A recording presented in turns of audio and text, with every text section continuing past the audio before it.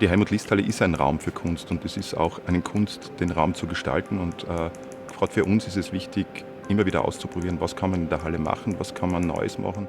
Projection Mapping ist eine Kunstform und ist mehr als Fassadenverschönerung mit Licht, ist mehr als Werbeprojektionen, ist viel, viel mehr, ist eine echte Kunst und es ist einfach großartig, wenn verschiedene, vor allem junge Leute, gemeinsam Neues gestalten, Neues ausprobieren.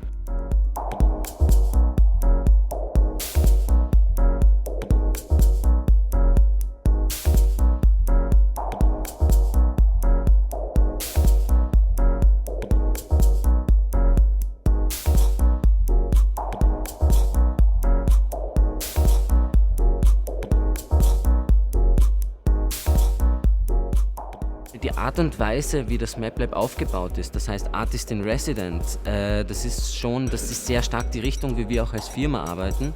Und da haben wir einfach gedacht, wir bringen das in einen öffentlichen Kontext rein, wo noch mehr Leute einfach dazukommen können und gemeinsam in 3 Tagen, man schaut einfach, was passiert. Das Ganze ist ein Work in Progress. Das ganze Konzept hinter MapLab ist Work in Progress.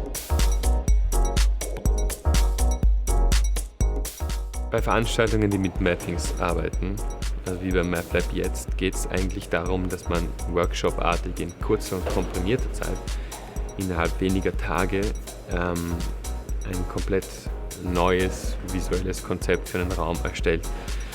Das heißt, man hat natürlich schon Vorinformationen, wie die Halle aussehen will, wie der Raum aussehen will. Es gibt wahrscheinlich schon 3D-Modelle und alles, aber man kommt in Wirklichkeit in eine Situation hin, in der man aus dem Kopf heraus quasi produzieren muss. Projection Mapping ist für mich, seit ich es kenne, eine sehr interessante Angelegenheit, weil es mir als sehr visuell veranlagten Menschen sehr gut gefällt, wie man eine Form mit einem Inhalt befüllen kann.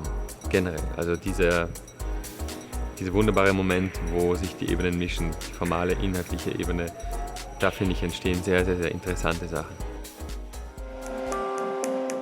Projektion im Allgemeinen ist ein tolles Instrument, um Räume zu gestalten. Der Markt in Österreich für Projection Mapping ist so klein, dass irgendwie die Community sowieso eher sich vernetzt, als dass sie sich gegenseitig als Konkurrent sieht, weil es haben sich alle Nischen so entwickelt, dass jeder in seiner Nische drinnen ist.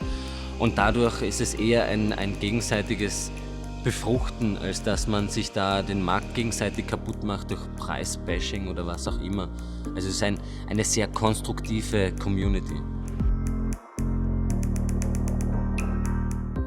Projection Mapping ist für mich einfach die logische Fortführung vom Medium Video. Projektionen, Visual Arts so in der Form bietet einfach eine Möglichkeit, das auch einer breiten Masse zu zeigen und zugänglich zu machen. Ich mag schon, seit wir umgestiegen sind und uns viel mehr engagiert haben, plastischer zu arbeiten. Das Feedback ist um einiges gestiegen. Für die Leute ist das immer noch ein bisschen Magie. Aber es ist ja immer für uns ein Lernprozess. Also wir haben sehr dilettantisch angefangen, sind jetzt vielleicht irgendwo auf einem guten Weg, sage ich mal. Aber es gibt immer was zu lernen. Die Frage Kunst oder Handwerk, die hat mich länger beschäftigt, aber früher schon. Und irgendwann habe ich mich darauf geeinigt, ein künstlerisches Handwerk zu machen. Also ich finde es gut, dass die Wirtschaft jetzt auch irgendwie mitbekommt, dass da halt irgendwas am Entstehen ist.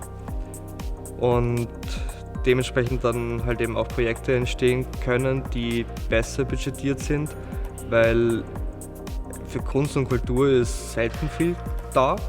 Und man muss halt eben einfach dazu sagen, dass Baumaterial, Projektoren, Arbeitszeit, das ein Aufwand ist, der halt eben dementsprechend halt eben auch entlohnt werden sollte. Also nicht nur wenn wir es machen, sondern wenn es jemand macht.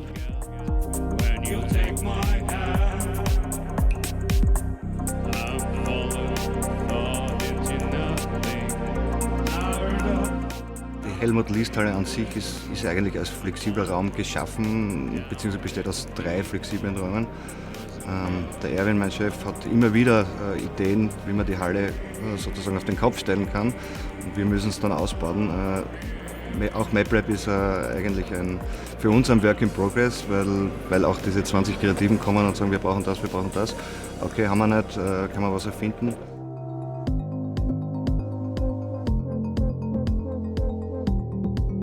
Wir arbeiten so, wie wir arbeiten, das kommt sicher daher, dass wir sehr viel analog filmen.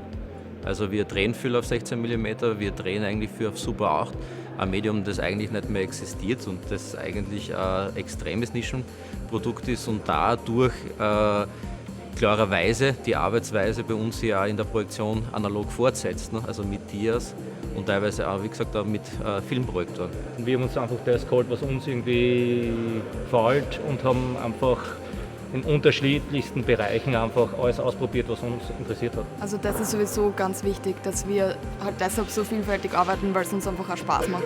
Also für uns kommt es jetzt nicht in Frage eigentlich, und wir uns jetzt auf, keine Ahnung, 3D-Mappings oder nur digital irgendwie konzentrieren, könnte man natürlich machen, aber wir stehen halt einfach auf die Vielfalt. Für uns ist das extrem wichtig. In Bezug Wirtschaftlichkeit und Kunst, also im Endeffekt teilweise beim Mapping, also so wie man es da zum Beispiel sieht, natürlich ist es ein künstlerischer Inhalt, aber es wird nicht funktionieren, wenn nicht da Wirtschaft dahinter ist. Ich glaube, man kann vor allem es auch nicht so streng abgrenzen, was ist Kommerz, was ist Kunst, was ist Technik, was ist Kunst, weil richtige Kunst braucht Technik und richtige Technik ist auch Kunst. Ich glaube, die Schnittstelle gerade in der Kunstform der Mapper, der Visual Artists ist sehr nahe am Entwickler, an Ingenieuren, weil es sind ja auch Softwareprogrammierer dabei, es sind ja auch Leute dabei, die sich eigentlich sehr stark mit der Technologie dahinter beschäftigen und auch das ist Kunst.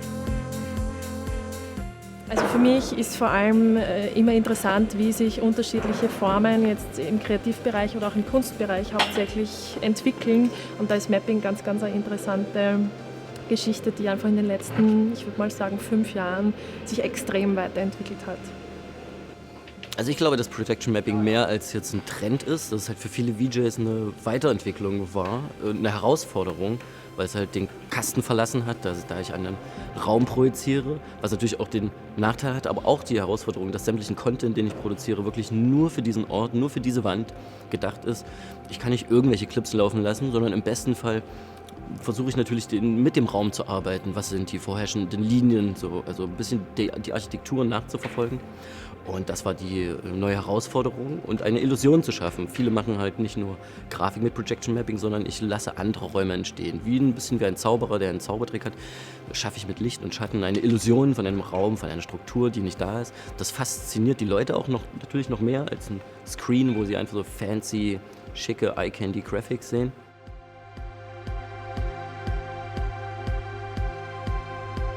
Ja, also eben gerade so eine Bühnenarchitektur, wie wir es da sehen, das macht dann schon was her, sag ich einmal. Also auch fürs Publikum ist das einfach noch einmal ein Zusatz und ja, das finde ich persönlich, also als Kuratorin, aber auch so als Besucherin ganz spannend.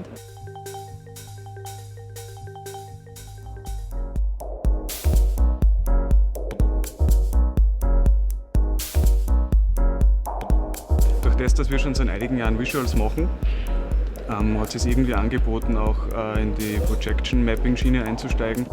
Wenn man Projection-Mappings interaktiv gestaltet, bringt man die Leute dazu, dass sie nicht nur zusehen, sondern wirklich Teil von dem Ganzen werden. Was für uns bis jetzt immer ein recht großer Schritt war, dass man unser Publikum auch versucht zu involvieren in die ganze Szene. Visual Arts und Motion Design gehen sicher Hand in Hand. Man hat irgendwie den gleichen Werkzeugkoffer, nur die Baustelle ist ein bisschen eine andere. Mir taugt es, als VJ kannst du nämlich Sachen machen, die du als Motion Designer nicht machen kannst. Und das ist total entspannend, weil man einfach gut abschalten kann.